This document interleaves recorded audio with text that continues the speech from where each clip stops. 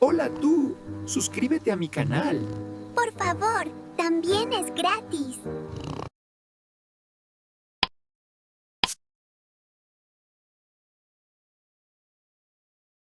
Bienvenida o bienvenido a esta exploración.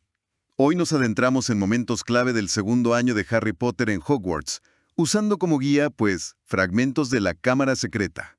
Así es. Nos enfocaremos en el aislamiento que vive, los prejuicios que descubre y enfrenta y, por supuesto, el misterio central que pone en jaque al colegio. Exactamente. Estos pasajes nos muestran a un Harry que, híjole, empieza a ver las gritas en el mundo mágico. O sea, no todo es maravilla. Claro, Hay divisiones profundas, odios antiguos y peligros que van mucho más allá de un simple hechizo mal ejecutado, ¿no? Analizaremos cómo estas experiencias lo marcan y siembran dudas sobre su propio lugar en este mundo. exacto. Desde su verano, bueno, bastante miserable con los Dursley, y la extraña aparición de Dobby, Uf, sí. hasta su caótico regreso a clases y los siniestros eventos ligados a la leyenda de la Cámara. Hay mucho que desempacar aquí, así que, pues empecemos. Venga. El verano arranca con Harry sintiéndose más aislado que nunca, ¿no? Los Dursley lo tienen, prácticamente encerrados, temerosos de su anormalidad. Ajá. Y para colmo, no recibe cartas de sus amigos. La frustración es palpable. Sí, es un aislamiento forzado que contrasta brutalmente con la sensación de pertenencia que encontró en Hogwarts el año anterior. Los Dursley usan el miedo como herramienta de control. Totalmente. Pero lo interesante es cómo este aislamiento se ve intensificado por una intervención mágica inesperada. Dobby, el elfo doméstico. Justo. Dobby aparece con una advertencia terrible. Harry no debe volver a Hogwarts. Y para asegurarse, confiesa haber interceptado las cartas de Ron y Hermione. Digo, un método bastante extremo para protegerlo. Sí, y aquí vemos esa lealtad casi fanática de los elfos domésticos, pero también su falta de agencia, ¿no? Dobby actúa por lo que él considera el bien de Harry. Claro. Pero sus acciones, como el desastre del pudín que le echa encima a Harry, pues tienen consecuencias nefastas, una advertencia oficial del ministerio y barrotes en la ventana. Híjole, sí. Subraya la vulnerabilidad de Harry sin magia y las estrictas reglas que lo atan fuera del colegio. Pero entonces llega el rescate Weasley en el Fort Angia volador. Una bocanada de aire fresco, magia y amistad verdadera. Ah, esa escena. Sacan los barrotes, lo liberan. Es un momento icónico, la verdad. Totalmente. Muestra la fuerza de la amistad superando barreras literales y figuradas. Y también nos da un primer vistazo a la actitud más flexible de los Weasley hacia las reglas. Ajá. Algo que contrasta muchísimo con la rigidez del ministerio y, claro, la opresión de los Dursley. Y bueno, siembra la duda sobre quién está realmente detrás de Dobby, ¿no? Sí, esa duda queda ahí. Y bueno, de Private Drive a la madriguera, el contraste es brutal. Uf, sí. Pasamos de la esterilidad temerosa a un caos mágico y lleno de afecto, objetos encantados por doquier, pero sobre todo una calidez que Harry nunca tuvo. La madriguera funciona como un símbolo muy poderoso. Es el corazón del mundo mágico familiar. Imperfecto, un poco desordenado, sí, pero genuino. Exacto. Y la fascinación del señor Weasley por lo muggle, aunque es cómica, es un contrapunto interesante frente al desprecio por lo no mágico que veremos después. Cierto, cierto. Introduce también la realidad económica de los Weasley, con la llegada de la lista de útiles, sobre todo los carísimos libros de Gilderoy Lockhart. Uy, sí, los libros de Lockhart. Y hablando de él, su presencia se siente incluso antes de conocerlo. Introduce este personaje tan peculiar. Peculiar es poco. Pero antes de llegar a él, el viaje al callejón Diagon, vía Polvos Flu, termina mal para Harry, como de costumbre. Sí, termina en el callejón Nocturne, nada menos que en Borgin y Burkes, un vistazo directo al lado oscuro del comercio mágico. Y no es casualidad que se tope con Lucius Malfoy, vendiendo objetos sospechosos y soltando comentarios despectivos sobre la pureza de las familias mágicas. Establece desde ya el tono del conflicto ideológico central. Sí, ahí se ve clarísimo. Luego, Hagrid lo rescata, como siempre. Bendito Hagrid. Y se reúnen con los Weasley y los Granger. La visita a Gringotts es otro momento revelador. La cámara llena de oro de Harry frente a la casi vacía de los Weasley. Muy incómodo. Sí, visualiza la disparidad económica de forma muy cruda. Toca el tema sensible de la clase social incluso en un mundo con magia. Ajá. Y es interesante ver la integración de los Granger, los papás Muggles, y la curiosidad genuina del señor Weasley hacia ellos, contrastando de nuevo con la actitud de Malfoy. Totalmente. Y todo culmina en Flourish y Bloods. Lockhart acaparando la atención usando a Harry para publicidad y la inevitable confrontación con los Malfoy. Ahí Draco lanza el insulto que marca el libro. Sangre sucia a Hermione. Ese momento es clave. El término sangre sucia, híjole, no es un simple insulto. Es la manifestación verbal del prejuicio de sangre que impregna toda la trama. Exacto. La reacción física inmediata de Arthur Weasley y la furia de Ron muestran la gravedad de esa palabra en su sociedad. La pelea entre Arthur y Lucius, separada por Hagrid, es la primera erupción violenta de este conflicto ideológico latente. Uf, sí, tremendo momento. Y bueno, tras la tensión en Diagon Alley, el regreso a Hogwarts no es menos accidentado. La barrera al andén 9 3/4 está cerrada para Harry y Ron. Ajá. ¿Pierden el tren? Aquí empezamos a preguntarnos si la advertencia de Dobby tenía algo de cierto, ¿no? Fue él quien cerró la barrera. Digo, independientemente, la desesperación los lleva a tomar una decisión muy, muy arriesgada. Usar el coche volador. Una decisión súper impulsiva, con consecuencias graves. Son vistos por Muggles violando el Estatuto del Secreto ¡Claro! y terminan estrellándose contra el sauce boxeador. Una llegada, pues, bastante aparatosa. Más que aparatosa, es una infracción grave. El vuelo en coche, aunque fue producto de la desesperación juvenil, roza la catástrofe. Y el encuentro con el sauce boxeador introduce otro peligro inherente a Hogwarts. Sí. La reacción de las autoridades es interesante. Snape busca la expulsión inmediata, claro. Como siempre con Harry. McGonagall es severa pero justa. Y Dumbledore, bueno, Dumbledore es Dumbledore. Ve más allá del incidente puntual. Sí, él tiene otra perspectiva. Y no olvidemos el vociferador de la señora Weasley. ¡Qué momento! Híjole.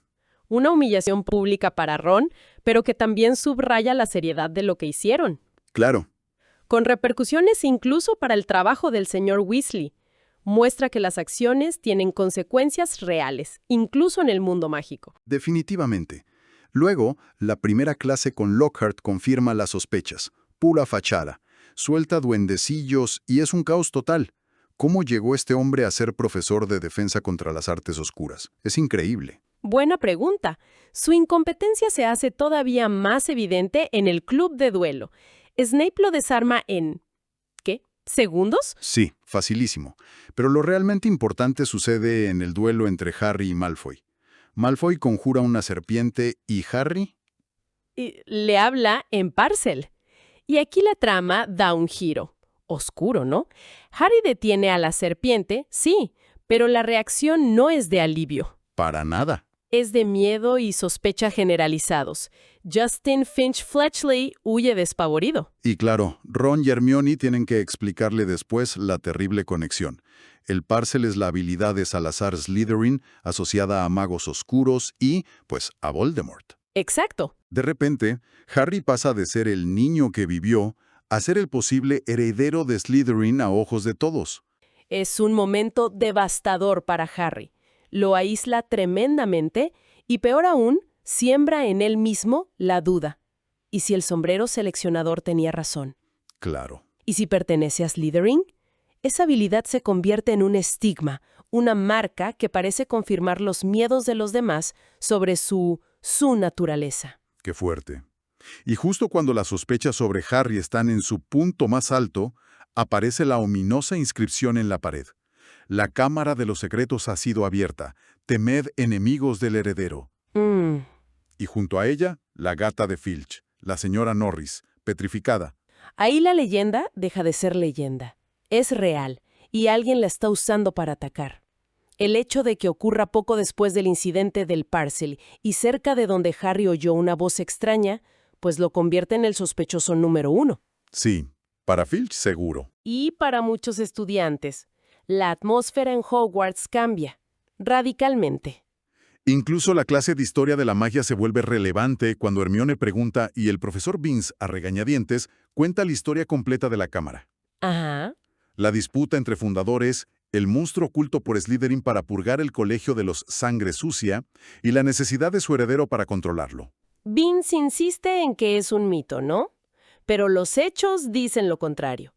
La historia proporciona el trasfondo ideológico, la pureza de sangre contra la inclusión, y define la amenaza, aunque nadie sabe aún qué es el monstruo.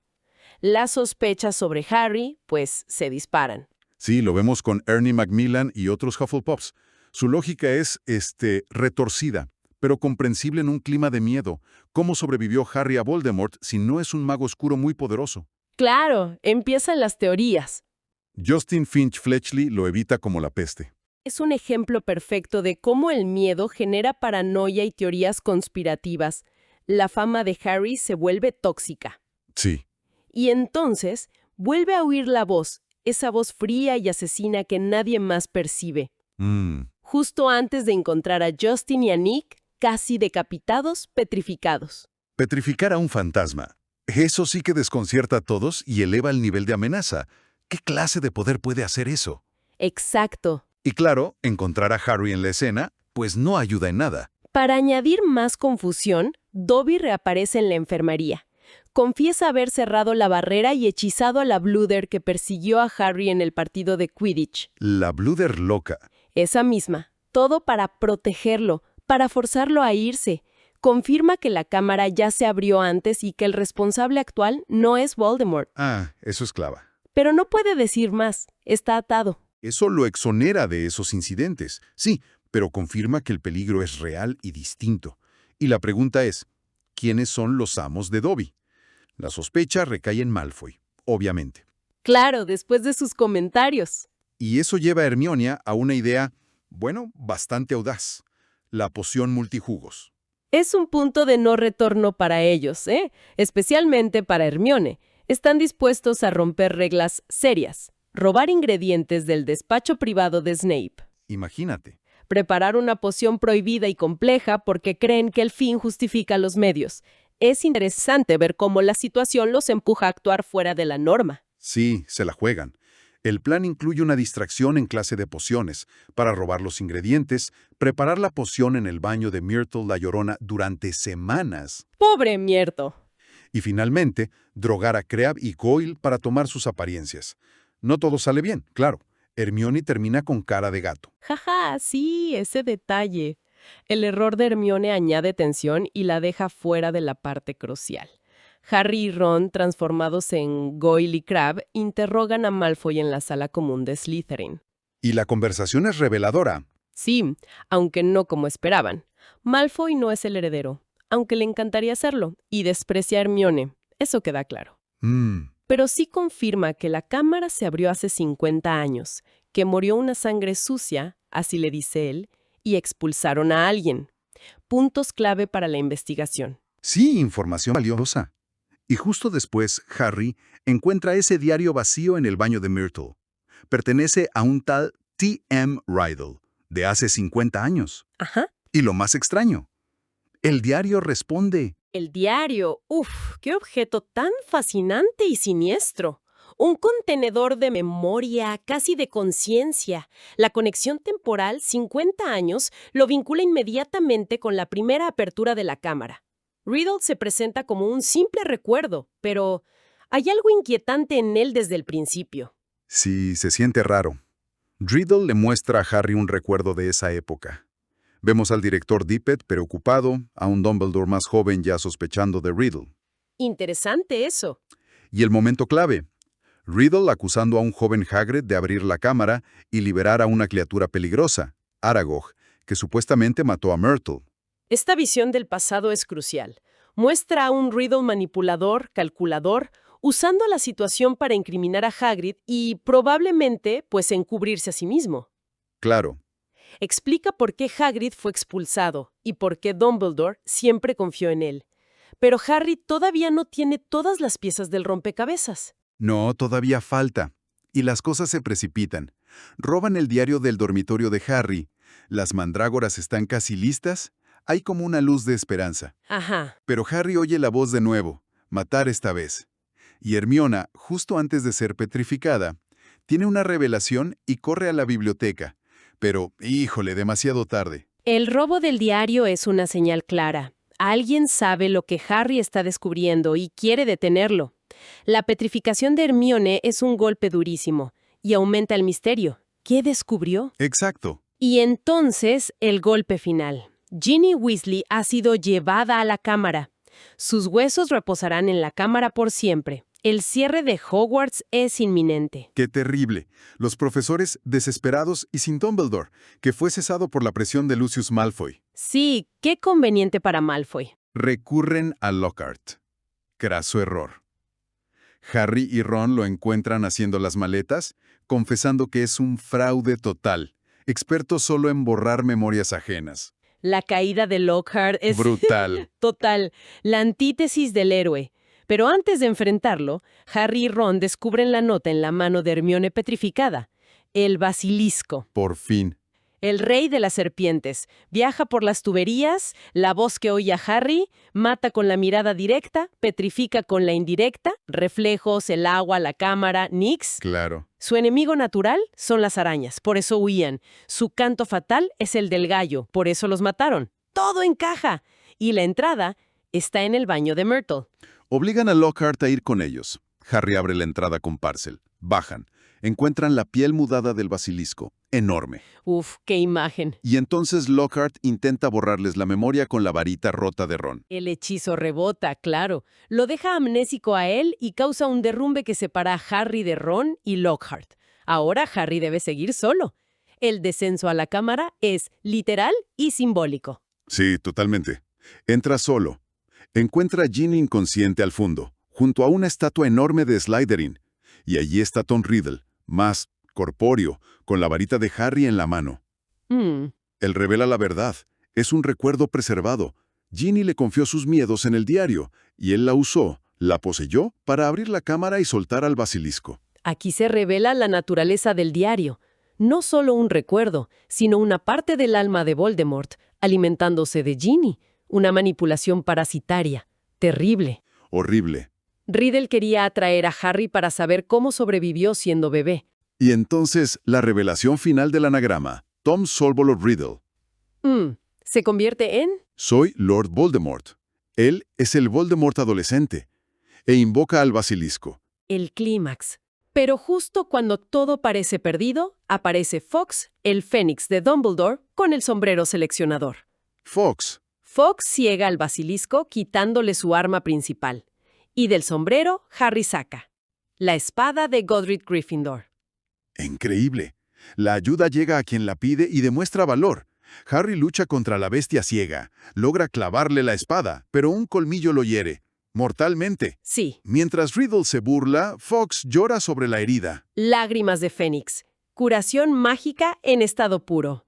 Y con sus últimas fuerzas, Harry usa el colmillo roto del basilisco para apuñalar el diario. ¡Toma! Una sustancia imbuida de magia oscura destruyendo otra. El recuerdo de Riddle se desvanece gritando. Ginny despierta horrorizada, confesando todo entre lágrimas. Uf, qué secuencia. Bueno, el regreso es triunfal, pero tenso. Fawkes los saca. Explican todo a McGonagall, a los Weasley y a Dumbledore, quien ya regresó. Gracias a que amenazaron a las familias de los consejeros que los cesaron, obligando a Lucius Malfoy a dar marcha atrás. Exacto. Dumbledore ata los cabos. El diario era un arma de Voldemort adolescente y Lucius Malfoy lo deslizó en el caldero de Ginny entre los libros de segunda mano. Dumbledore comprende la naturaleza profunda del diario, la manipulación de Lucius y la inocencia de Ginny en todo esto. Se restaura el orden, Hagrid es exonerado, pero queda una duda en Harry. ¿Sí? Su habilidad para hablar Parcel, la conexión con Slytherin, significa algo oscuro sobre él. Y Dumbledore le da una de las lecciones más importantes de toda la saga. ¿No? Son nuestras elecciones, Harry, las que muestran lo que somos, mucho más que nuestras habilidades. Exacto. La prueba. pudo sacar la espada de Gryffindor del sombrero. Es la afirmación central sobre la identidad. No estás definido por tus dones o tu herencia, sino por tus decisiones. Un mensaje potentísimo para Harry en ese momento de duda existencial. Sí, clave. Y Harry hace una elección brillante casi al final. Usa un calcetín sucio para engañar a Lucius Malfoy y liberar a Dobby. Buenísimo. Un elfo libre. Un acto de inteligencia y empatía que usa la propia arrogancia de Malfoy en su contra. Cierra el círculo de Dobby de forma muy satisfactoria. Sí, genial. El año termina bien. Los petrificados se curan, exámenes cancelados, Hagrid vuelve ovacionado, Gryffindor gana la topa. Final feliz dentro de lo que cabe. Y Harry, antes de volver con los Dursley, pide el teléfono a sus amigos. Un pequeño gesto, pero significativo para no sentirse tan aislado en verano. Cierra un año de pruebas intensas, vimos el veneno del prejuicio de sangre casi destruir Hogwarts desde dentro, la manipulación a través de objetos encantados y la vulnerabilidad ante el miedo. Pero también la resiliencia de la amistad, la lealtad en formas inesperadas como Dobby o Fawkes y el valor individual frente a la oscuridad. Y esa pregunta sobre la identidad de Harry sigue resonando, ¿no? Dumbledore dice que las elecciones definen, pero ¿qué pesa con esas habilidades innatas? ¿Esa conexión con Voldemort que Riddle le señaló? ¿Desaparecen sin más? Es una tensión que no se resuelve del todo, fíjate. La habilidad Parcel sigue ahí. ¿Podría una habilidad asociada al mal ser usada para el bien? ¿Son las divisiones, como las casas de Hogwarts o las etiquetas de bueno y malo, realmente tan absolutas como parecen? Una pregunta que nos queda flotando. ¿Cómo manejará Harry esta dualidad interna ahora que es consciente de ella? Sin duda, algo para reflexionar. Definitivamente. Gracias por acompañarnos en este análisis. Hasta la próxima.